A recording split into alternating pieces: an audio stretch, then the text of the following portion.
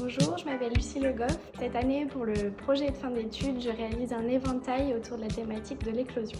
L'éclosion, c'est une étape au cours du processus de développement d'un organisme, un véritable phénomène presque métaphysique où il va jaillir du néant pour se révéler.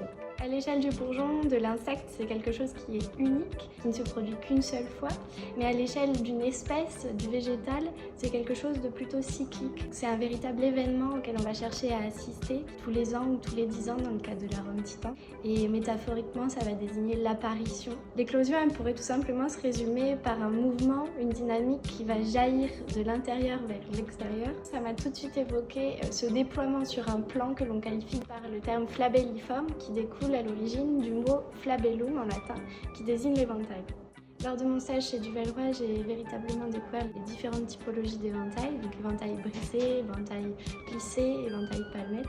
J'ai décidé de me concentrer sur la compréhension de l'éventail brisé, qui est donc constitué de plusieurs pales reliées par un ruban ou un fil. C'est ce modèle qui se prêtait le mieux à l'application d'une marqueterie. Je me suis approprié en fait cette typologie pour réaliser une forme innovante. Donc il m'a fallu plusieurs recherches pour trouver cette forme qui m'a semblé être la plus intéressante graphiquement. Je me suis inspirée de l'esthétique Art Nouveau, notamment des créations de Lalique. Ce qui me séduisait, c'était notamment la symétrie. Ça me permettait de créer une sorte de chimérisation des formes en croisant le végétal et l'animal qui sont vraiment omniprésents dans l'univers Art Nouveau.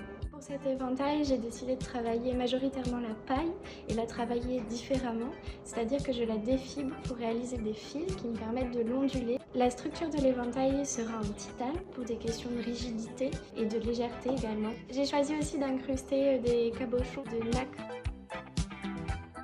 J'ai cherché des connivences avec les coloris de la paille. J'ai décidé aussi de travailler sur l'éventail parce que c'est un élément de parure. Je souhaite par la suite m'orienter vers la bijouterie joaillerie et je trouvais ça assez cohérent.